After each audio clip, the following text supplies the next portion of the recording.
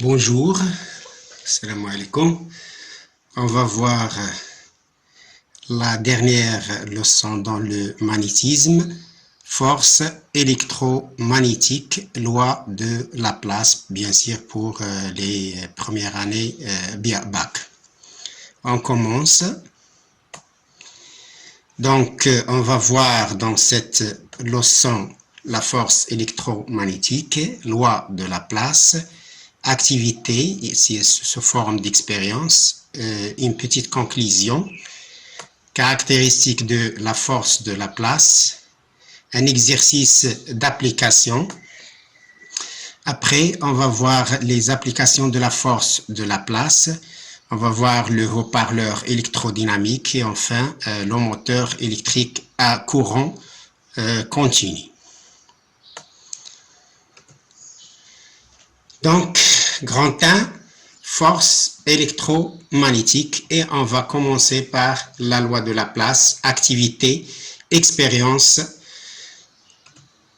On réalise le montage expérimental suivant en utilisant une tige de cuivre, car le cuivre n'est pas attiré par l'aimant que vous savez, bien sûr.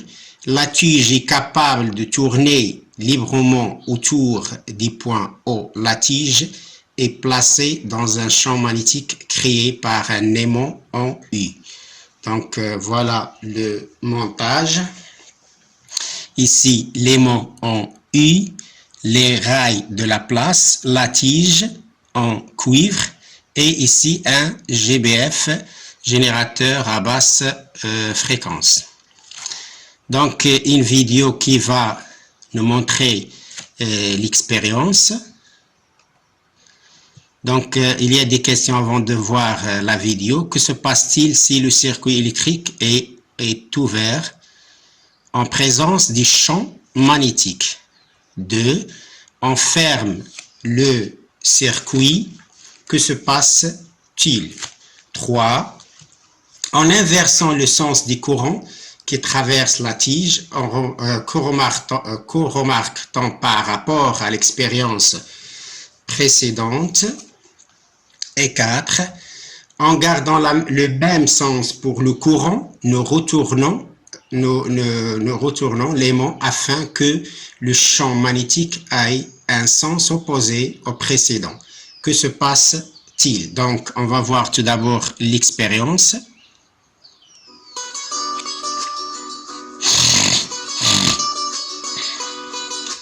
Donc, l'aimant, on a le pôle nord et le pôle sud en bas.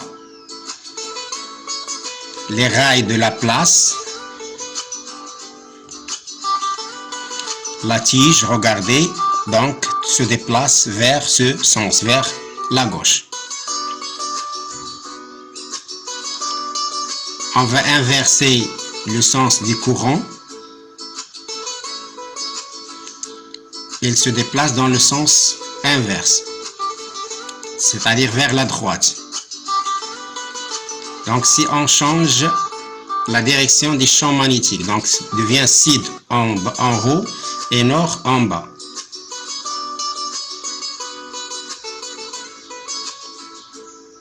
Donc, vous voyez que la tige se déplace dans le sens contraire. Regardez. Donc, c'est bien clair. Donc, on va répondre aux questions de l'activité. Donc, lorsque l'interrupteur K est ouvert, la tige reste dans sa position d'équilibre vertical. La deuxième question, lorsque le courant passe, lorsqu'on ferme l'interrupteur K, on constate que la tige se déplace de sa position d'équilibre. 3. En inversant le sens du courant qui traverse la tige, elle se déplace dans le sens contraire. Bien sûr, si on inverse en inversant le sens du champ magnétique, la tige se déplace dans le sens contraire que précédemment. C'est ce que vous avez vu dans la vidéo. Vous pouvez retourner aux vidéos. Donc, maintenant, une petite conclusion. À votre avis, pourquoi la tige se déplace? Tout simplement, il y a lorsqu'on a un couplage entre le courant électrique et le champ magnétique, on a une force. Cette force s'appelle la force de Laplace, ou bien la force électromagnétique.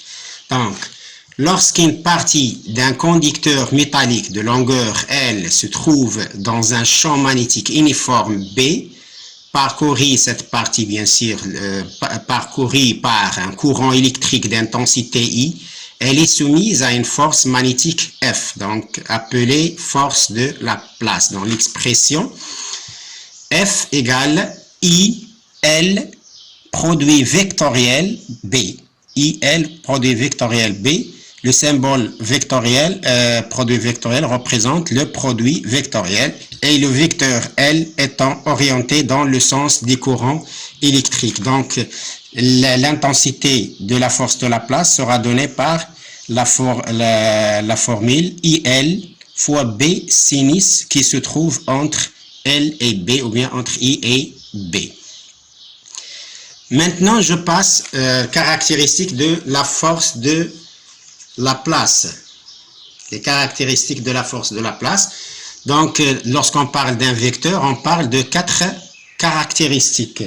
C'est-à-dire, on va parler des points d'application, la direction, le sens et l'intensité. Donc, le point d'application, c'est le milieu de la portion des conducteurs qui se trouve dans le champ magnétique. Donc, le milieu de la portion, donc pour les rails, on a le milieu de la portion qui se trouve dans le champ magnétique. Pour la direction, perpendiculaire au plan formé par le conducteur et le vecteur champ, donc entre I et B, c'est-à-dire.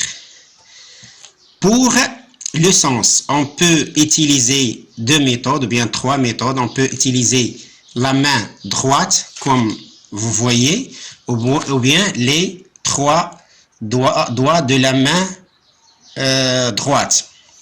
Donc, premièrement, la troisième méthode, c'est le bonhomme d'ampère.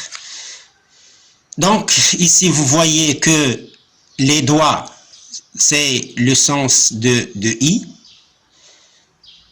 B, c'est la paume. La paume, c'est le champ, c'est la direction du champ magnétique. Et F, c'est le pouce, c'est donné par le pouce, comme j'ai écrit ici, le sens. Et il est donné par la règle de la main droite suivante, en plaçant la main droite de façon que les doigts soient dirigés dans le sens du courant. Regardez ici, du courant électrique, et la paume de la main, je parle ici de la paume de la main, dirigée dans le sens du vecteur champ magnétique. Le pouce tendu, voilà, le pouce tendu, c'est comme ça, le pouce tendu indique le sens de la force magnétique. La deuxième méthode, c'est donné par la règle des 3 doigts de la main droite, de telle manière que le trièdre soit direct. Donc, on a le pouce indique IL, c'est-à-dire le sens suit le sens du courant électrique.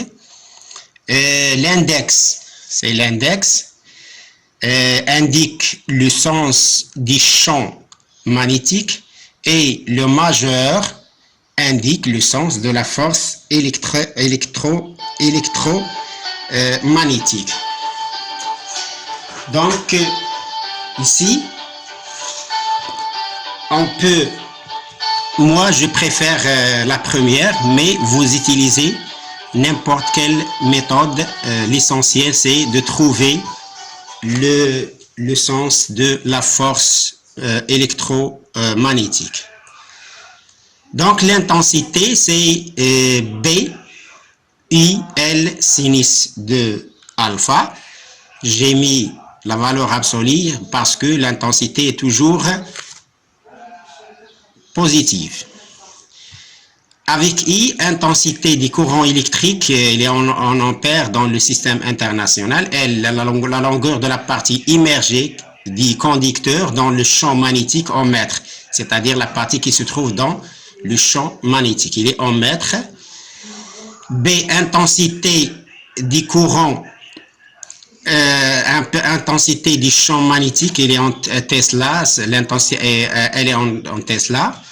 Alpha, c'est l'angle entre le vecteur L et B, c'est-à-dire entre le courant électrique et le champ magnétique. Par exemple, si on a alpha égale à pi sur 2, on sait que sinus de alpha égale 1. Donc, F égale à BIL. Donc, exemple, complétez les figures suivantes. Dans ce cas, on a les figures.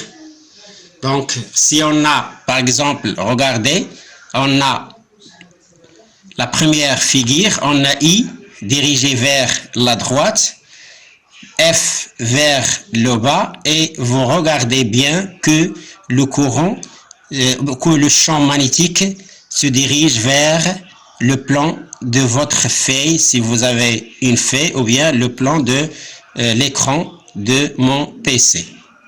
Si j'utilise l'autre méthode, on a le courant F, regardez, on a le courant qui se dirige vers la gauche, B vers l'écran et F vers le bas. Donc on aura la réponse. Donc ici, j'ai dessiné B comme croix, c'est-à-dire vers l'écran. Elle pénètre ou bien entre dans la feuille de votre cahier. Même chose pour la deuxième figure. On utilise l'une des méthodes. Qu'est-ce qu'on aura? Donc ici on a B vers nous, F vers le haut. Donc F vers le haut, B par un point, donc un cercle où se trouve un point. Donc vous regardez que I c'est dirigé vers la gauche. Et ainsi de suite, c'est de la même façon on trouve les autres directions. Ça dépend de la question. Donc vous pouvez faire ça. C'est très simple. Maintenant, je passe à un exercice d'application. Donc, on dispose du circuit indiqué sur le schéma. On a BMN, donc la pile de force électromotrice 4,5 volts, de résistance interne 1 ampère, résistance du barreau R égale à 1 ohm, B 50 millitesla et Mn égale à 25 cm. Les questions: indiquez sur le schéma les vecteurs L, B et F en justifiant leur orientation. Indiquez également le sens de l'intensité du courant électrique, l'intensité électrique dans le circuit. Et enfin, deuxièmement, calculer la valeur de l'intensité électrique I. Déterminer la valeur de l'angle alpha en précisant entre quel vecteur il est pris l'angle. Et quatrièmement, déterminer l'intensité de la force de la place. Donc là, tout d'abord, la représentation des vecteurs L, B et F. En se basant sur l'une des méthodes, on utilise soit la main droite ou bien les 3 doigts. Donc, on regarde ici pour le courant, sort du pôle positif vers le pôle négatif. Donc, le courant, c'est comme ça. Donc, le courant sort. Donc, le champ magnétique, il est vers nous par un point. Et F sera vers la droite. Vous utilisez aussi les 3 doigts. Donc la représentation, regardez le courant électrique du pôle positif vers le pôle négatif. B est vers nous, comme j'ai dit, et F vers la droite. Donc, deuxièmement, la question 2. qu'est-ce qu'on a dit pour la question 2? C'est calculer la valeur de l'intensité. Donc, la valeur de l'intensité, il s'agit d'un circuit en série. Donc, on peut donc appliquer la loi de Pouillet. On a deux résistances. Donc, on peut écrire que I égale à E sur R, petit r plus grand R. Et tu calcules fait, on trouve I égale à 2,25. Troisièmement, l'angle alpha se situe entre le vecteur L et B et donc égal à 90 degrés puisque L est dans le plan P et B perpendiculaire au plan. Donc I et B se trouvent dans un plan qui est perpendiculaire à F. Donc dans ce cas, l'angle égal à 90 degrés. Et la quatrième question, c'est le calcul de F. On a vu que F égale à ILB sinus alpha. Ici, sinus alpha, c'est sinus de 90, c'est-à-dire 1. 90 degrés, c'est 1. Donc, on a F égale à ILB sinus alpha. Donc, I, c'est 2,25, trouvé dans la question 2, fois 0,25, c'est L, qui est 25 cm. Donc, il faut faire la conversion en mètres. Et B, c'est 50 millitesla, c'est-à-dire 0,05 Tesla. Tu calcules, si on fait le calcul, on trouve 0,028 newton. C'est la force de Laplace. Maintenant, je passe à l'application de la force de Laplace et je commence par le haut-parleur.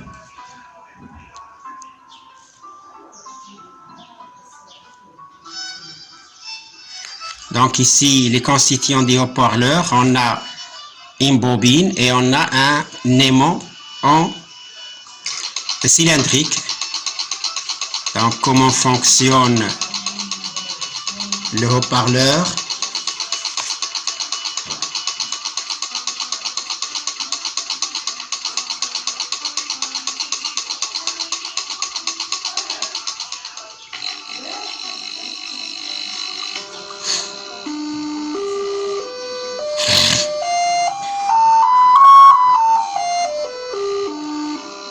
Donc j'ai pris cette vidéo de YouTube pour vous expliquer mieux. Donc regardez.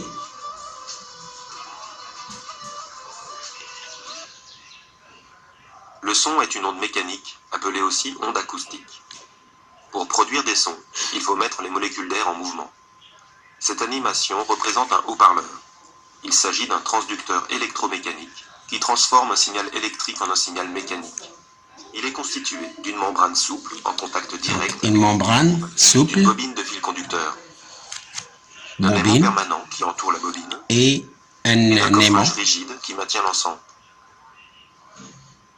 Notons, car c'est important, que la membrane souple est solidaire de l'enroulement électrique. Il peut se translater librement le long de son axe. Le principe de fonctionnement repose sur les forces magnétiques que l'enroulement subit lorsqu'il est parcouru par un courant. Regardons maintenant l'enchaînement physique. La bobine vibre au rythme du signal électrique et entraîne avec elle la membrane souple. Cette dernière transmet la vibration mécanique aux molécules d'air environnantes et l'onde se propage de proche en proche, comme une vague sur l'eau, à la vitesse approximative.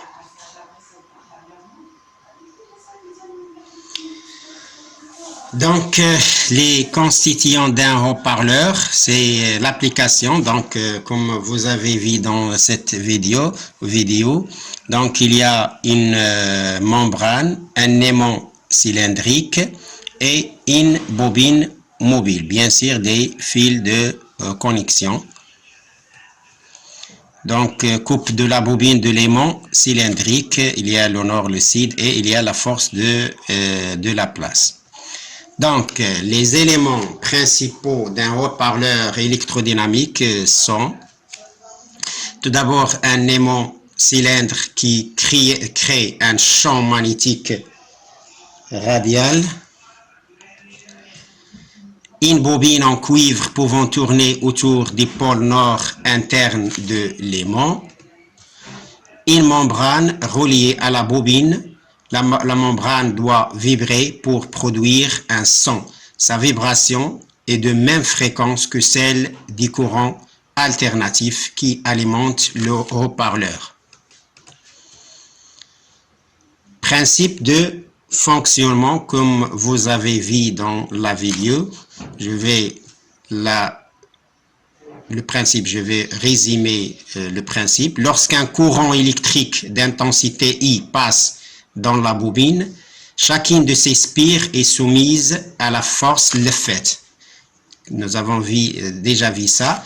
Chacun de ces spires est soumise à la force de la place qui la met en mouvement, ce qui provoque le mouvement de la membrane qui agit sur la couche d'air qui l'entoure et elle produit un son qui a la même fréquence que celle du courant électrique. Maintenant, on passe à la deuxième application de la loi de la place, c'est le moteur électrique à courant continu. Le courant à courant continu, donc c'est le courant continu.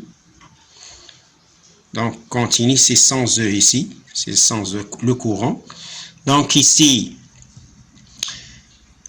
il est constitué, comme vous voyez ici, on va voir une petite vidéo. Donc d'un rotor, d'un stateur, des inducteurs, balais, collecteurs, bobines, etc. On va voir une petite vidéo d'explication.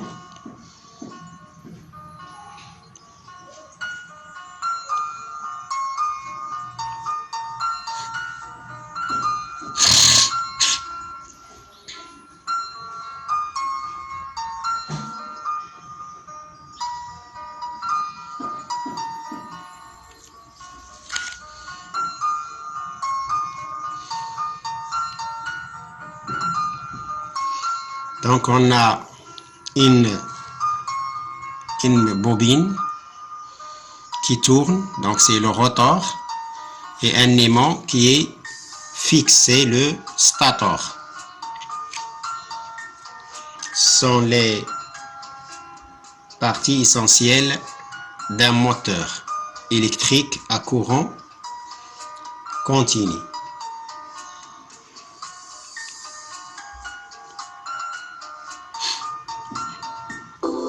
Un moteur électrique fournit de l'énergie mécanique à partir d'énergie électrique.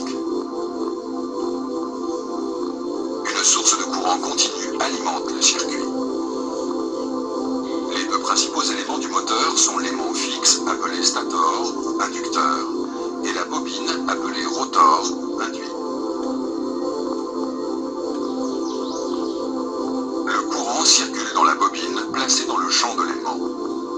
Le couplage entre le courant électrique et le champ magnétique engendre une force. Elle est perpendiculaire aux lignes de champ et à la direction du courant. Cette force agit dans des sens opposés sur chacune des branches de la bobine. Un couple de force est exercé et la bobine se met à tourner. Un commutateur inverse le sens du courant dans la bobine à chaque fois qu'elle est verticale. Ainsi, la force s'exerce toujours dans le même sens sur la bobine. On récupère l'énergie mécanique produite au niveau de l'axe en rotation.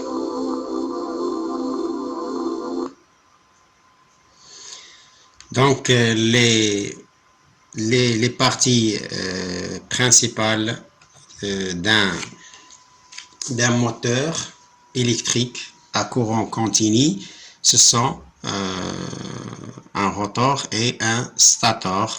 Le rotor, c'est une bobine qui tourne autour d'un axe, et le stator, c'est un aimant permanent. Donc c'est l'essentiel. Et il y a bien sûr un collecteur, des armatures, etc., des balais pour inverser le sens. Donc le moteur électrique est constitué de deux parties essentielles. On a un stator qui est un aimant ou électroaimant fixe qui crée un champ magnétique autour de lui. Et le rotor, c'est une association de spires, donc c'est une bobine. C'est une association de spires mobiles autour d'un axe.